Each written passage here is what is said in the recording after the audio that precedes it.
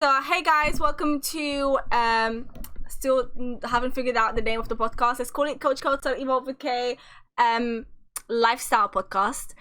Today we'll be talking about COVID-19 and eating well in isolation with Sophie. Sophie, say hi.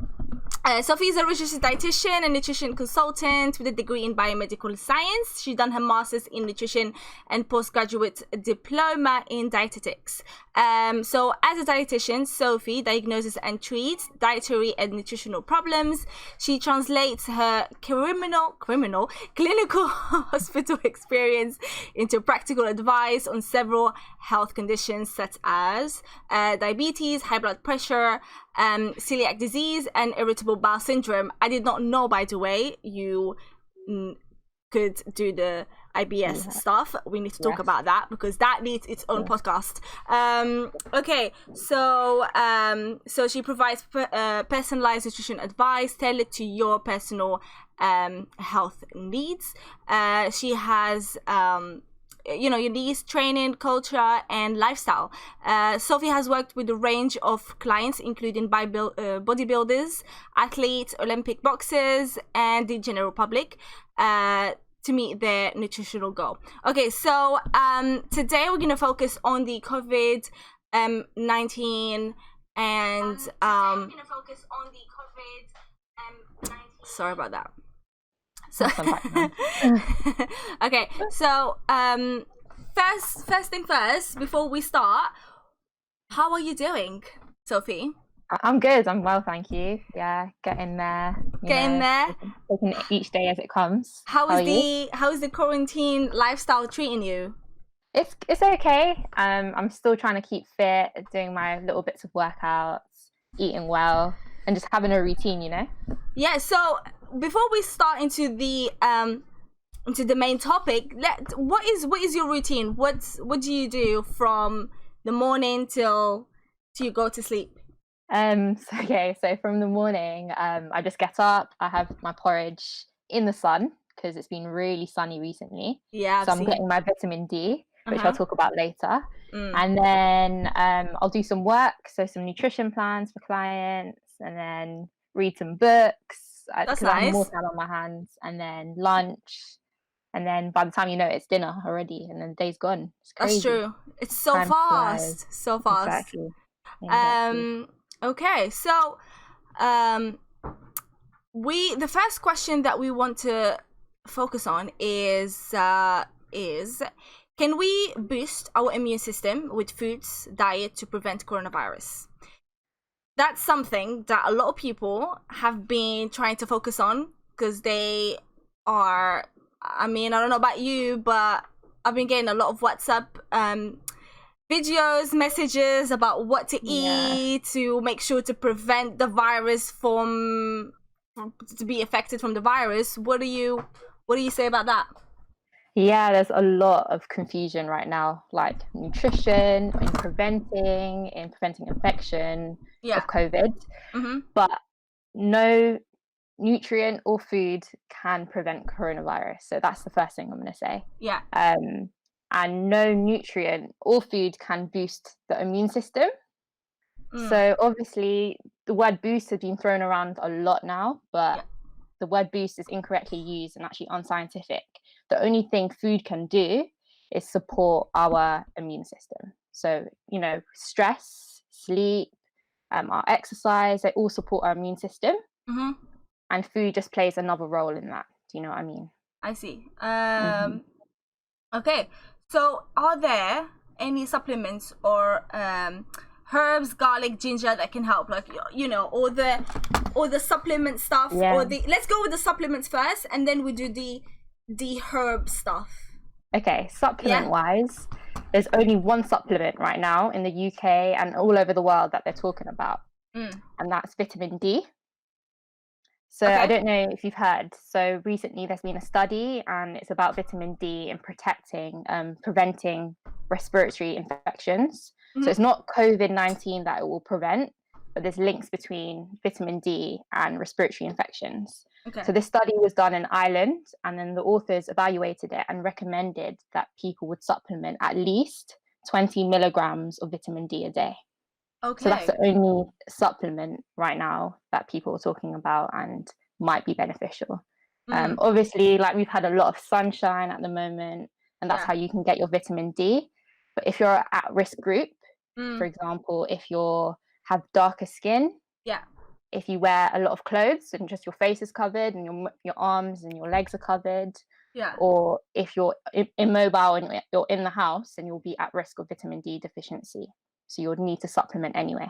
Does that make sense? So we shouldn't be going out. So I know a lot of people will be going out because it's been sunny and stuff, but realistically, really, we shouldn't be, like, for the people who are actually not going out and not making use of the sun. How can they get their vitamin D? So vitamin D is mainly from supplements. We can get it from a few food sources. So we've got like dairy, meats, and green leafy vegetables, and some whole grains as well. But it's in smaller amounts, and that's why they recommend us to have a supplement. So in the winter months, we'll all have to have a supplement anyway, regardless of viruses or anything. Okay, go on. So that is in between September and March. You'll need to have a supplement. Okay. All right. Vitamin D that you can recommend. You can get it from anywhere, from your local pharmacy, from like the Boots Superdrug type stores. Okay. Yeah. Okay. And in regards the herb stuff, I've been hearing a lot that you know, a lot of, especially my mom, she's been making us, you know, the ginger teas and the lemon teas and the garlic, you know, so many things, so many herbal and things that especially my parents have been having to prevent, well, and also to increase the immune system, to strengthen the immune system, to then prevent the virus or to fight it better, faster. So what do you say about that, and what do you recommend we actually have? If we should have any of that stuff? So at the moment, there's no herbs like garlic, ginger, or any other like leaves that have evidence to show that it prevents coronavirus. But if you have it in your diet, it's not going to do any harm. And in my opinion, like there's a quote, it's called "absence of evidence doesn't mean that it's not right." Do you know what I mean? Okay. So just because there's no evidence doesn't mean it isn't right. So I'm not going to say don't have it. But if it's not causing you any harm, then sure, include it. But there's no evidence to show that any herbs or supplements like garlic or ginger will prevent coronavirus. Okay, so I'm gonna ask it, but in a different way. So what if we want to strengthen our immune system? What can we be having right now? So having a balanced and varied diet. So that's having whole grains. So whole grains is stuff like brown rice, your bulgur wheats, all your grains, your complex carbohydrates. Having healthy fats. So that includes your oily fish. It includes fats like hummus, nuts, avocados. And then also having a really good quality protein. So fish, chicken, and occasionally red meat. And if you have all of those food groups, they're so rich in vitamins and minerals, you will meet all your requirements to strengthen your immune system. Okay. Yeah. Got it.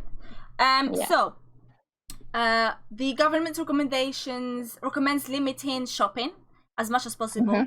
So what can we buy that's healthy but makes enough meals to limit going out as much? Obviously, a lot of us have been having this problem where we don't want to go out.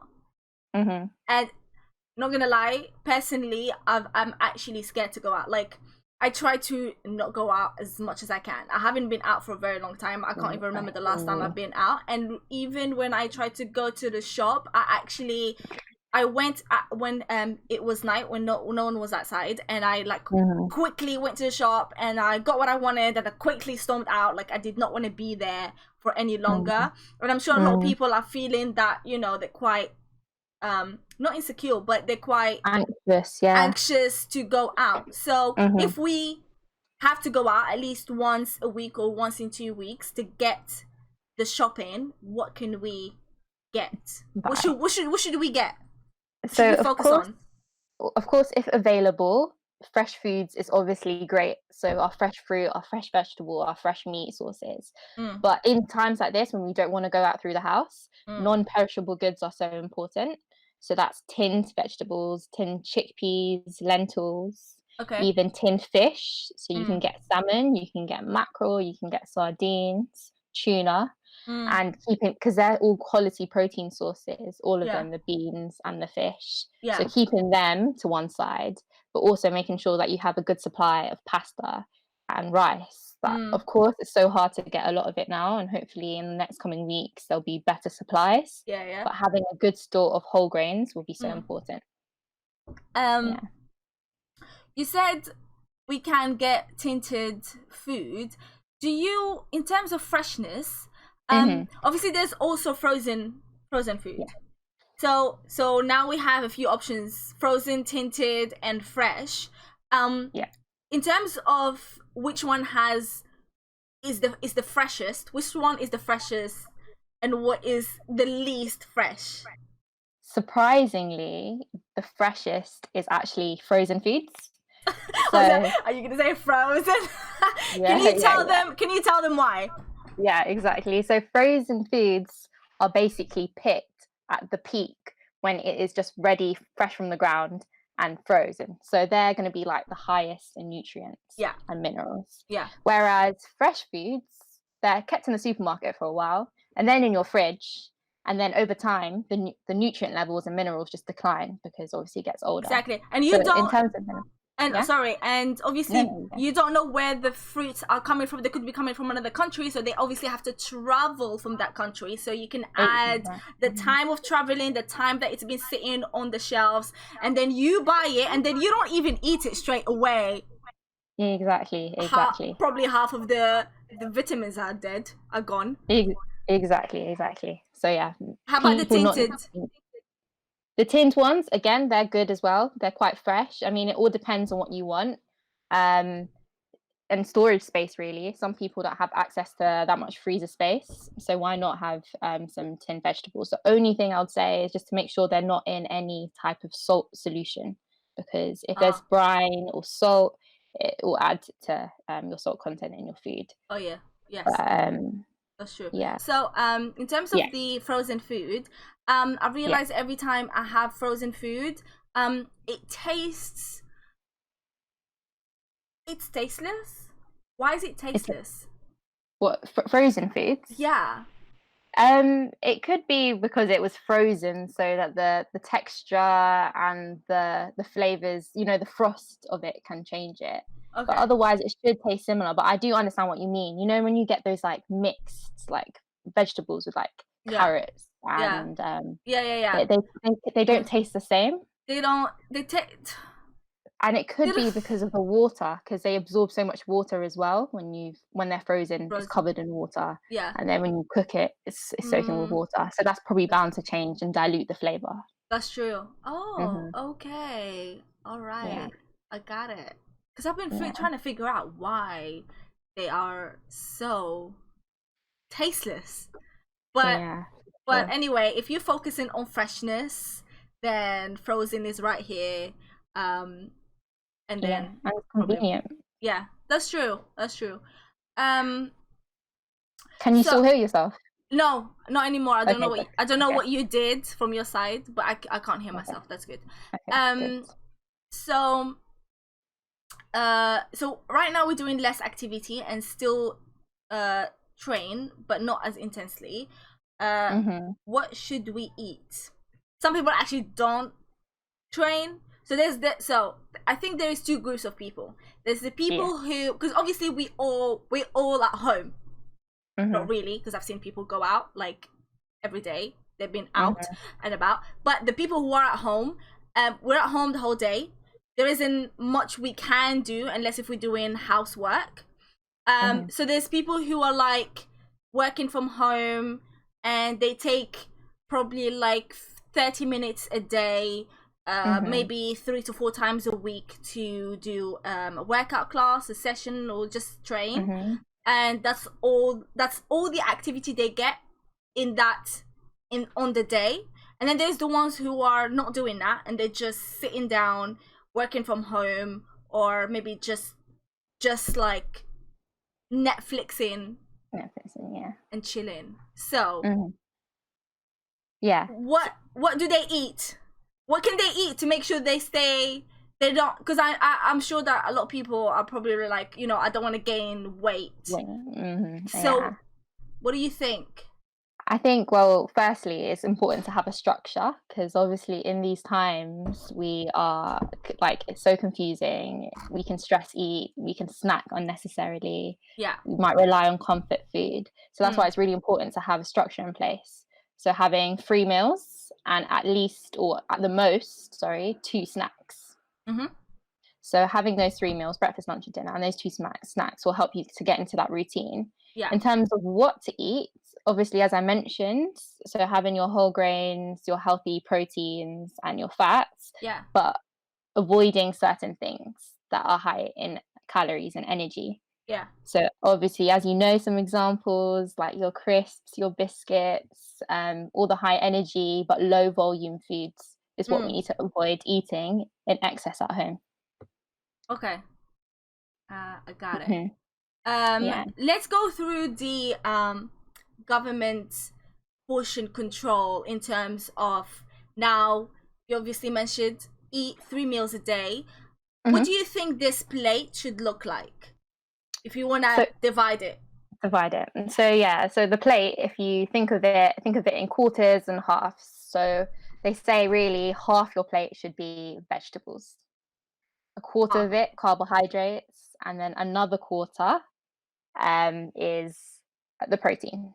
Okay. But obviously everybody has varying tastes and activity levels. If you've had a hard day of training, sure, you can add a bit more protein or carbohydrates onto your plate. But generally speaking, it's a quarter of protein, quarter of carbohydrates, and half a plate of vegetables. Where do we fit the healthy fats in that plate? So healthy fats can be from protein sources. Okay. So oily fish, now that is rich in fat and it's quite high calorie. So it's really important that you just stick to a hand-sized portion of oily fish. And lean chicken, for example, chicken breast is very low in fat. Yeah. So to supplement that and add your healthy fats, if you're having a salad, you could add some olive oil. Yeah. Or if you can add a half an avocado or a tablespoon of hummus or whatever fat you want. Okay, sounds good. Hold on, I want to do just a little picture so that I can post it on Instagram so that people can go on it.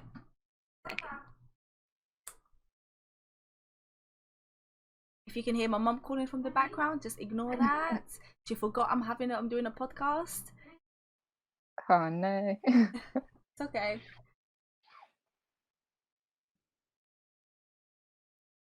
Hold on, I'm gonna say podcast live podcast happening right now. Join us, link in bio.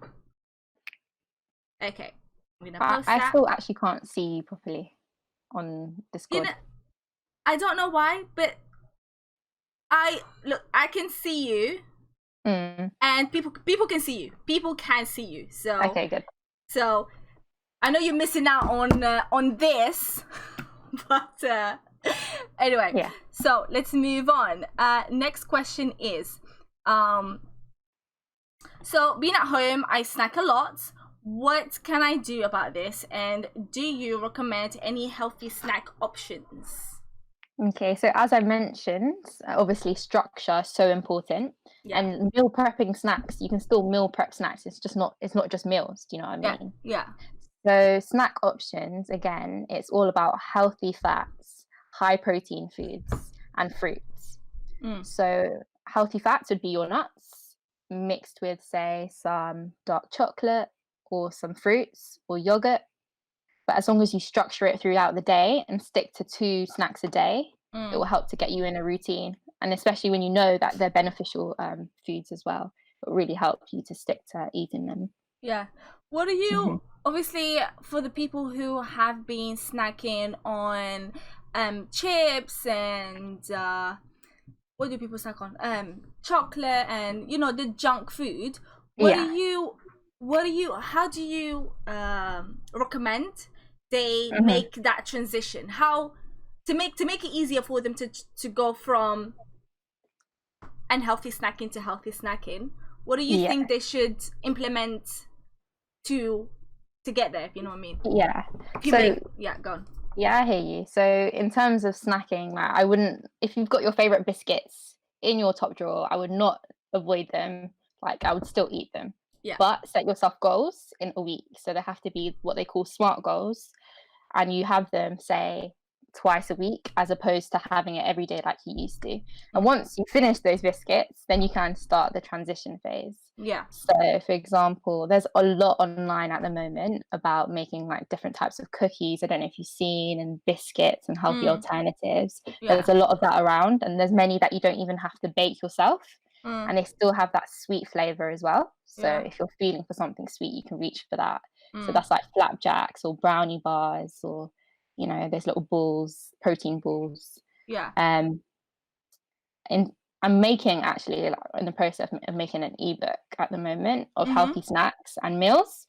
So if Okay. everybody drops their email to you or whoever wants it, and then we can just email it over. Of course. Yeah. Yeah. I will actually, this podcast is going, so it's now on Twitch, and it will be recorded and then posted on YouTube. So I'll Yeah. put Sophie's details down so that you guys can contact her directly. And I was gonna ask you something. Hold on. In terms of snacks. I forgot. Oh my god. So obviously people want that easy. People are lazy, man. Like, That's true. we don't want to admit it, but we are all lazy. We just want easy stuff that we can have. So What alternatives? alternatives? Yeah. Yeah, so again, obviously, if you want a snack, the best thing to snack on would be so fruits and yogurt. So that makes a nice, like, quick thing to do. Having some fruits, some yogurt, and if you want a little like dessert or sugary taste, a little squeeze of honey on top just to complete it. You can also continue to have chocolate, so you can have dark chocolate. Dark, yeah. 70 to 85% though, no less.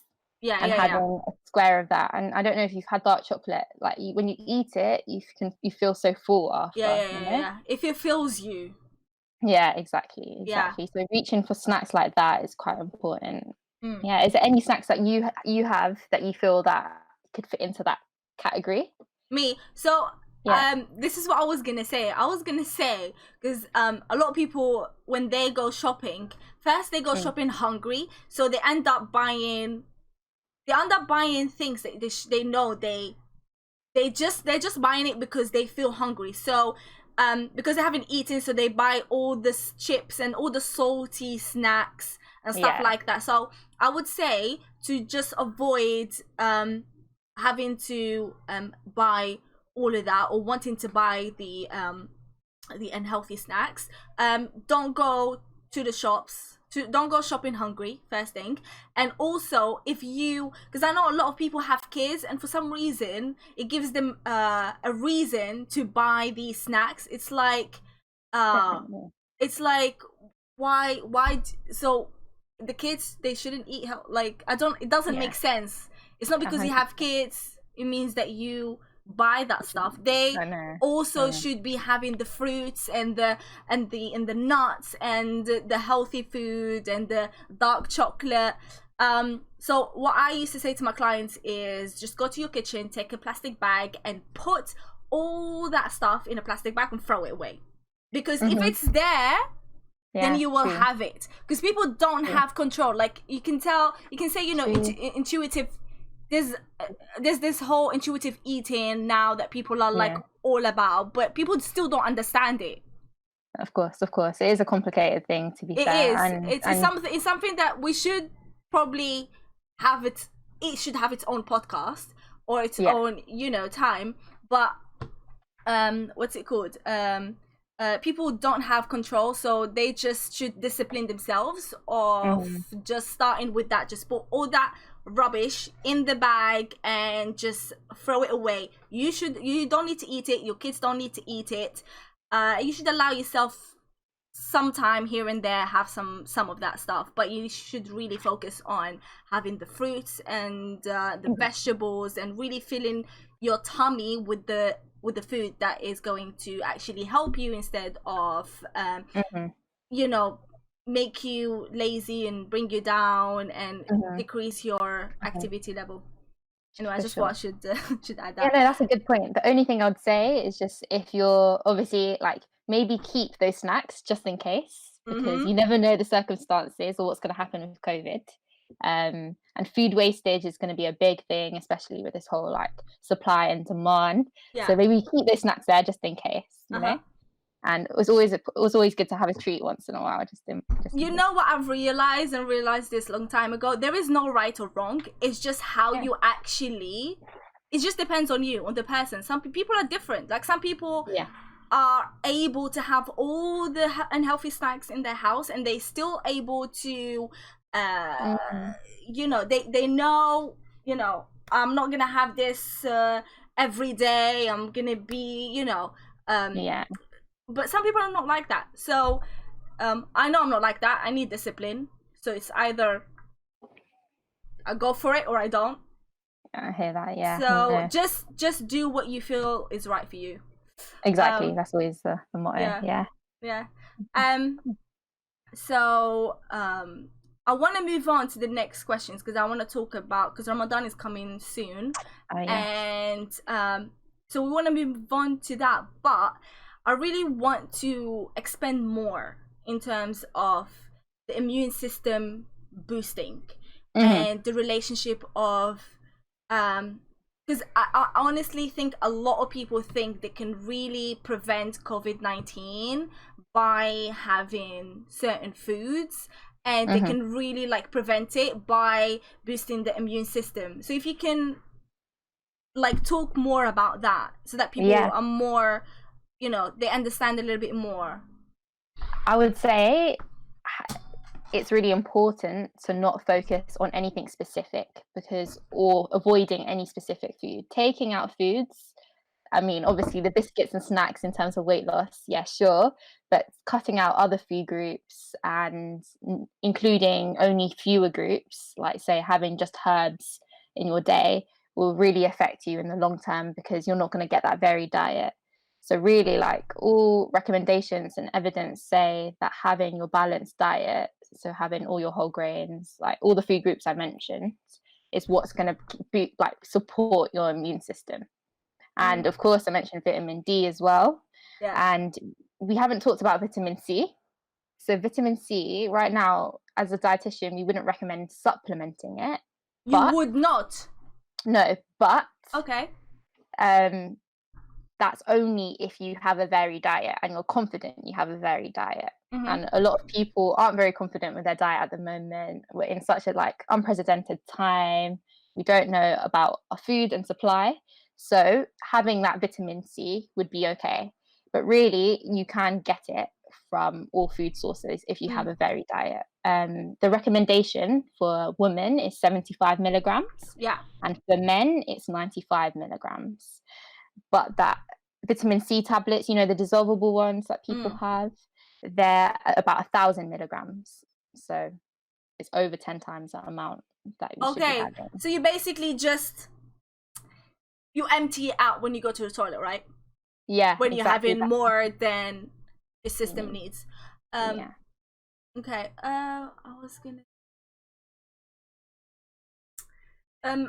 We've been obviously like my mom's been giving us like a lot of lemon and lime and oranges and all these things that are high in vitamin C. Kiwi is really high as well, isn't it? Yeah, it is. I think kiwi is higher than oranges. Yeah, even apples is really high, Okay, high. I didn't know that. Okay, that's cool.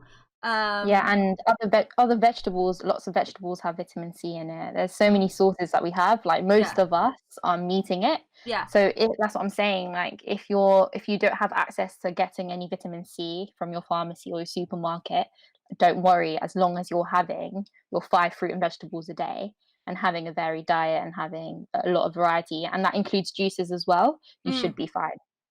Juices, as in. Yeah, like even fruit juice. So the maximum amount to have a day is actually only 150 mils. So in terms of like this is my bottle.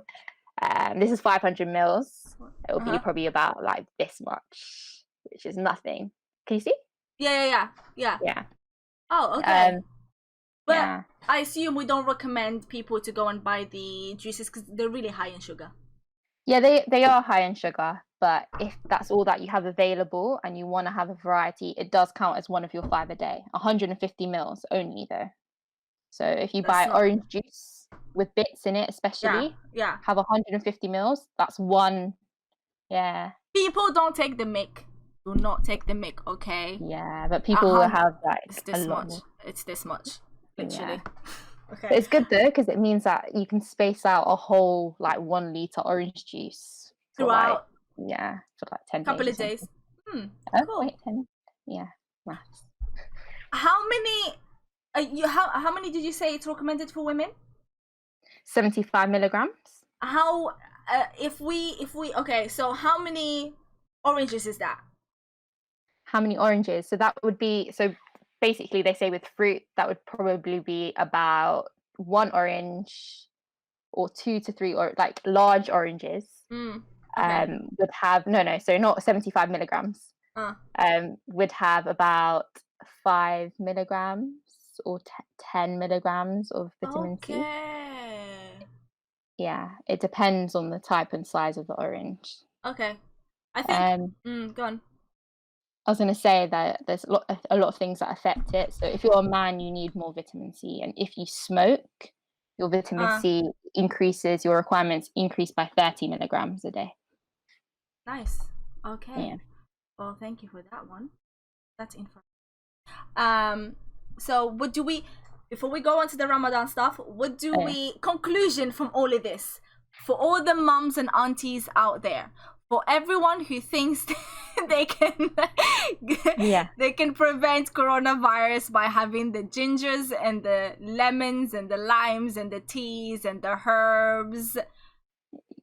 Yes, overall, we need to just have a varied diet. Do not eliminate anything. And yes, if you want to, you can include some. Yeah, it's not going to harm you to have your herbal tea. And if it makes you relax, that will probably help you, Stress contributes to your immune system, But it will not prevent coronavirus. Just stay at home. Stay at home. Please stay at home. There you go. And wash your hands. Wash your hands and true. Okay, so fasting. I'm going to be fasting during Ramadan. What tips do you have for nutrition?